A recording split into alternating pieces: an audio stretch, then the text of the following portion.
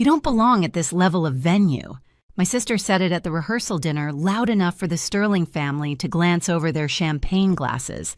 Her fiancé smirked and added stick to budget hotels. Laughter flickered around the table like tiny sparks meant to burn me alive. I didn't defend myself. I didn't give them the satisfaction of a reaction. I just stood there letting the humiliation wash over me like cold tide water. They thought I was out of place, a mistake on their perfect weekend canvas. But then the resort director walked up, leaned in, and whispered 5 words that made everything shift. "My name is Allison Hart, and for most of my life, my family treated me like the footnote in a story they believed only they were meant to tell. You'd think being the oldest would mean something stability, wisdom, maybe even a little respect. But in the Hart household, worth was measured by shine. Whoever sparkled brightest won. And I was never the one they chose to polish. Caroline, my younger sister, was the family diamond. Even as kids, she glowed, big eyes, perfect hair, the kind of smile adults praised as a star in the making. Mom built her entire identity around presenting Caroline as a masterpiece. Dad played along simply because it was easier than arguing. And Ethan, our brother, found comfort in superiority. He was the golden boy, the financial prodigy, the one who looked down at the world like everything existed to validate him, me. I grew up in the quiet corners, more comfortable with books than small talk, more curious about how things worked than how they looked. I was the one helping our grandmother in her small kitchen, learning the rhythm of brewing coffee and folding sheets tight enough to pass her military-like standards. She was a hotel housekeeper her whole life, but to me she was a master of dignity. She never raised her voice, never demanded space. She earned it by showing up, by knowing the real weight of work. She'd tell me people notice the loud ones first, but they remember the quiet ones longer. I never knew how prophetic that would become. By the time I left for college, Caroline was already modeling for local boutiques, Ethan was mapping out his 6-figure future, and Mom was perfecting the art of reminding me that I was practical, which was her polite way of saying plain. I worked 3 jobs, front desk, cafe, cleaning shifts to scrape my way into the hospitality world. Not glamorous work, but honest. Work that taught me what real luxury demanded, not money, but precision. Yet no matter how far I climbed, nothing I did ever seemed to break through the glass box my family kept me in. They never asked about my work, never wondered why I traveled so much, never questioned how I suddenly lived in a high-rise or stopped worrying about bills. They assumed I was barely getting by, and honestly, I let them. Silence is easier than explaining success to people who only understand it when it comes wrapped in labels and price tags. Still, when Caroline announced she was having a luxury beachfront wedding weekend, it didn't surprise me that Mom's first message wasn't an invitation, but please don't wear anything that stands out. Let the event shine, not you. Classic. So I packed my simplest dresses, tied my hair back, and told Daniel I'd be fine going alone. He offered to come, of course, but I didn't want him dragged into the vortex of Hart family theatrics. I thought I could handle a weekend of polite distance, tight smiles, and whispered judgments. But the moment I stepped into the resort's grand lobby, marble floors, glowing coastal light pouring in, staff moving like a choreographed ballet, I sensed it immediately, my family's eyes scanning me, measuring me, calculating how I might embarrass them. I had no idea how bad it would get. I had no idea how far they would push. And I definitely didn't expect that by the end of this weekend, everything they believed about me would shatter. The rehearsal dinner shimmered like something pulled straight from a magazine, gold-trimmed glasses linen so crisp it could cut servers gliding between tables with trays balanced on steady hands. Caroline basked in it, glowing in a satin dress chosen to match the decor. She fit the scene perfectly. I fit it the way a loose thread fits a couture gown present, but unwanted. I hadn't even reached the champagne fountain before Mom's eyes swept over me, sharp and assessing. "Is that what you decided to wear?" she murmured, as if my navy dress might infect the room with mediocrity. I gave the safest answer I knew, silence. But silence didn't save me. Caroline looped her arm through Lucas's and floated over the two of them, grinning like royalty addressing a peasant. She leaned in, her perfume sugary sweet, her voice anything but. "You don't belong at this level of venue." The words came out smooth, practiced, like she'd been waiting to deliver that line. Lucas didn't skip a beat. "Stick to budget hotels," he added, sipping his champagne, his tone dripping with effortless dismissal. A few guests pretended not to hear. Others didn't bother. Someone at the next table stifled a laugh. Ethan arrived right on cue, drink in hand, smirk in place. "Honestly, Allison, I'm impressed you made it here without getting lost. These kinds of places aren't your scene." He meant it as a joke. He always did jokes, coated in cruelty. Valerie Sterling, perfectly poised in her diamond earring, stepped closer just long enough to offer a smile that didn't touch her eyes. "It takes confidence to show up somewhere so elevated," she said. The pause before the last word did all the talking. Each comment was a shove, small but deliberate, pushing me toward an edge they assumed I'd eventually fall from. And maybe once years ago I would have, but not now. Not after everything I'd built. Not after every sacrifice no one in this room knew about. Still, I didn't argue. I didn't defend myself. I nodded steady and expressionless, letting their words land and settle wherever they wanted. But when Lucas lifted his glass and said loudly, "Family photos are next immediate family only," that was the first cut I actually felt. He didn't even look at me when he said it. He didn't need to. I stepped back, letting them gather under the terrace lights, posing like the perfect family they pretended to be. Yet as I stood alone, the ocean wind brushing past me, I noticed Jason, the resort director, watching from across the room. He checked his tablet, hesitated, then started walking toward me. Something in his expression told me this night was about to turn. The terrace was quieter than the ballroom, the ocean humming below like it understood things people didn't. I leaned against the railing, letting the cool breeze press against the heat, rising in my chest. Their words still echoed polished insults, wrapped in family smiles. I'd grown used to being underestimated, but tonight it hit different. Maybe because they weren't just dismissing me, they were erasing me. Behind me, laughter burst from the ballroom, Caroline's laugh, high and glittering, the sound of someone thrilled with her own performance. I closed my eyes and exhaled. Staying silent had always been my shield, but tonight it felt like a weight I could barely carry. Footsteps approached. Soft, measured, professional. Allison. I opened my eyes. Jason stood there, tablet in hand, expression tight. Not with judgment, but concern. "We need to talk," he said quietly. My pulse shifted. "Not fast, shallow, controlled. Not here," I whispered. He nodded and motioned toward a side hallway away from the guests. When the door closed behind us, he lowered his voice. "I'm sorry to bother you during your family's event, but there's an issue developing." I almost laughed. If only he knew the half of it.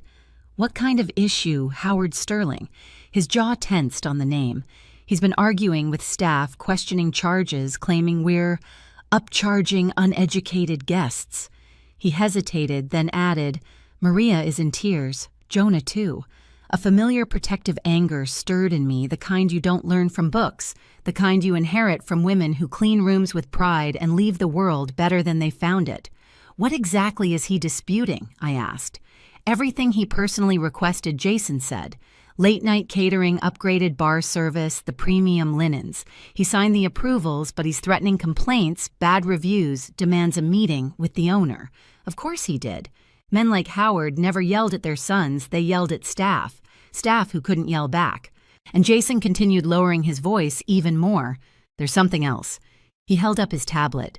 "The documents you requested, the ownership transfer, it's all finalized, effective as of this afternoon." I let the words settle. Not shocked, I'd been waiting for this confirmation, but the timing was almost poetic. Down the hall, I heard Caroline's laughter again. Then Mom's voice, sharp and proud, a fragment of Lucas bragging to a group of guests. I imagined them posing for more photos, drinking champagne I technically owned, floating through a venue they believed they were too good for, and believed I was too small for. Jason waited as I processed. He didn't know the whole story. He didn't need to. What mattered was the question in his eyes. "Are you ready?" I straightened my posture. "Where is Howard now?" "Lobby." Pacing. "He's demanding to speak with the owner immediately." My jaw set. "Then bring him to the executive office in 10 minutes." Jason blinked. Should I tell him who he's meeting? No. The word was calm, solid, final. I stepped past him, heading down the corridor, my heels echoing against the polished floor. Each step felt like shedding a skin I'd carried for years. Quiet daughter, overlooked sister, convenient target. They thought my silence meant weakness. They were about to learn silence was just preparation. The executive office sat at the far end of the administrative wing, past a frosted glass door guests rarely noticed. Most people assumed it belonged to some high-ranking manager. No one ever imagined what it really was, the owner's command center, quiet, polished, and intentionally understated. A place designed for decisions, not display. I entered alone. The lights hummed softly as they warmed. The ocean lay beyond the windows, stretching into the late evening blue. I crossed to the desk, dark wood, simple lines, and rested my hand on the chair behind it, my chair. For months, I'd kept my visits rare, my presence discreet, my ownership private. But tonight, privacy wasn't protection. Tonight, it was strategy. A knock sounded. Jason slipped in first. "He's on his way," he murmured. "And he's angry." "Good," I said quietly. "Let him be."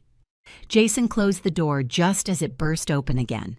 Howard Sterling stormed in like a man accustomed to being obeyed. His silver hair was perfectly sculpted. His posture broadcasted entitlement. His wife Valerie followed, her earrings flashing. Then came Caroline, Mom Ethan, and Lucas, an entourage dragged in by curiosity and the promise of witnessing drama they assumed had nothing to do with them. "What is this?" Howard barked, pointing a finger at me. "I said I wanted to speak with the owner, not whoever she is." Caroline blinked at me as if seeing me for the first time, a stranger sitting where she'd never imagined me. "Allison, what are you doing back here?" Mom stepped in. "Sweetheart, you can't sit there. That's for—" Before she finished, I lowered myself into the chair. "This is the owner's seat," I said calmly, "and I'm sitting exactly where I should be." Confusion flickered across their faces, confusion, then disbelief, then the kind of laughter people use to reject reality. Lucas snorted. "Okay, seriously, move. We need to deal with this billing mess." Jason held up his tablet. "Mr. Sterling, she is the owner." Howard turned slowly, brows knitting. "Excuse me, she's the owner." Jason repeated steady. "Of this property, and several others." The room fell into a vacuum, silent, dense, heavy. I felt it press in on each of them as the truth shifted the ground beneath their feet. Caroline's lips parted, trembling. "Allison, that's not funny. It's not a joke," I replied. Jason placed the documents, bills, payments, contracts, signatures on the desk between us. "The event upgrades you requested, everything you authorized." He angled the pages toward Howard. The owner wanted these ready. Howard's gaze dropped. I watched his eyes skim the first page, then the next, his confidence cracking. "Impossible," he whispered. I folded my hands. "Do you need clarification? Because I can walk you through each charge." "You signed for every upgrade, premium, linens, extended bar hours, specialty catering. They're all documented." His face reddened. "You're price gouging. You agreed to the prices." My tone didn't rise. "Not once. You also agreed to the terms." Mom found her voice again strained. "Allison, when?" "Years ago," I said simply, "while you were busy worrying about whether my clothes were appropriate." Ethan stepped forward, needing to assert control. "You expect us to believe you own a place like this?" "You never asked what I built," I said. "You only assumed what I didn't." Caroline shook her head, her voice small. "But you couldn't afford." "That's the problem," I said. "You never imagined I could." Silence. A long, brittle silence. Howard broke first, as expected. "I'm not paying these ridiculous charges. I'll dispute them. My lawyer will eat this place alive." I leaned back, meeting his eyes. "You can try, but the arbitration clause says otherwise. Any dispute goes through our legal process. It takes months, costs more than the bill itself." His mouth snapped shut. "You're threatening me," he hissed. "No." My voice was steady, almost gentle. "I'm reminding you that abusing staff and fabricating complaints has consequences. You made Maria cry. Jonah too. You snapped at Keisha like she was furniture. Jason shifted beside him, jaw tight. Howard swallowed, cornered by a woman he thought beneath him. You insulted them, I said. You treated them like they weren't human, and that matters to me. The room watched Mom gripping her purse, Ethan stiff. Caroline blinking away tears that had nothing to do with wedding joy. I slid a printed summary across the desk. Here's my offer. A goodwill refund of 20% of the total cost. Howard's eyes widened. Valerie inhaled sharply. Caroline nearly collapsed in relief. But it comes with conditions, I continued. The relief died instantly. What? Conditions? Howard asked, voice suddenly small. You will write apologies to each staff member you disrespected. Maria Jonah Keisha. Direct, sincere, signed. He sputtered. Absolutely not. Then there is no refund, I said, and the bill stands exactly as you approved it. Caroline turned to her father-in-law, panic rising. Dad, just do it. Please, Valerie whispered urgently. Howard, accept the offer. His jaw clenched. I won't be lectured by. This isn't a lecture. I cut in softly. It's a boundary. Another silence fell, this one sharper, slicing through ego. Finally, reluctantly, painfully, he nodded. Fine. Relief cascaded through the room. Jason handed him a pen. We can provide the names. Howard took it with trembling fingers. Caroline wiped her tears. Allison, I didn't know any of this. That was the point I said. I never needed you to know. But I won't let you treat me or anyone who works for me as less. Mom stepped forward. Honey, why didn't you tell us? Because you weren't listening, I answered. Ethan swallowed hard. We were awful. Yes, I said, you were. Lucas tried to recover some composure. So, all of this time, you owned. I held up a hand. This isn't about the property, it's about respect. Something you've all been very comfortable denying me. No one spoke. For once, the silence belonged to me. I stood. You can go now. The reception needs the bride. And I have a few things to sign. No demands, no raised voice. Just truth, clean and cutting. Caroline approached slowly like a child nearing the edge of a cliff. Thank you for the refund. And for everything. We'll talk later, I said. She nodded, eyes red. One by one, they filed out. Howard was last gripping the apology letters Jason prepared. His pride scraped raw. When the door finally shut, Jason exhaled. That was incredible. It was necessary, I said. Outside, the faint pulse of music drifted into the quiet. Guests danced, laughed, celebrated a perfect wedding layered over a storm only a few people had witnessed. I looked at the documents on the desk, ownership, responsibility, boundaries long overdue. This was the moment everything shifted exactly where it needed to. Do you want me to continue with part 6? Resolution of and aftermath. 300 words, ban Danai. Part 6. Resolution into aftermath. 300 words, Chat GPT Danai. The reception was in full bloom by the time I stepped back into the ballroom, lights, soft music, warm guests, blissfully unaware of the storm that had just rerouted the entire night. Caroline spotted me first.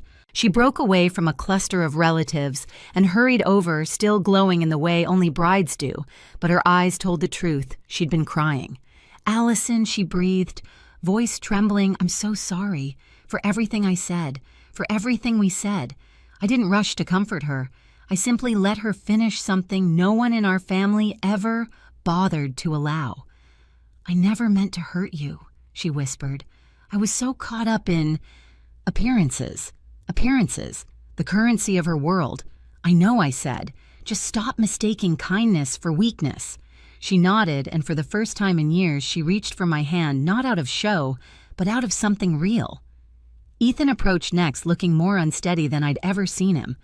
I was an ass, he said bluntly. I thought I was above you. Turns out I wasn't even close. He huffed a broken laugh. I'm sorry, Allison. I nodded. Be better, that's all. Mom came after slower, her pride deflated into something softer. I'm proud of you, she whispered. I just wish I'd seen you sooner. I met her eyes. I wish that too. She pulled me into a hesitant hug, the kind we hadn't shared since childhood, and for a moment the years of distance didn't feel so heavy. I found a quiet corner as the night moved on, sipping water, watching the glow of the room. Howard had already handed the apology letters to Jason. Small steps, but steps nonetheless. Then my phone buzzed. "Daniel, you okay?" "Me, yes."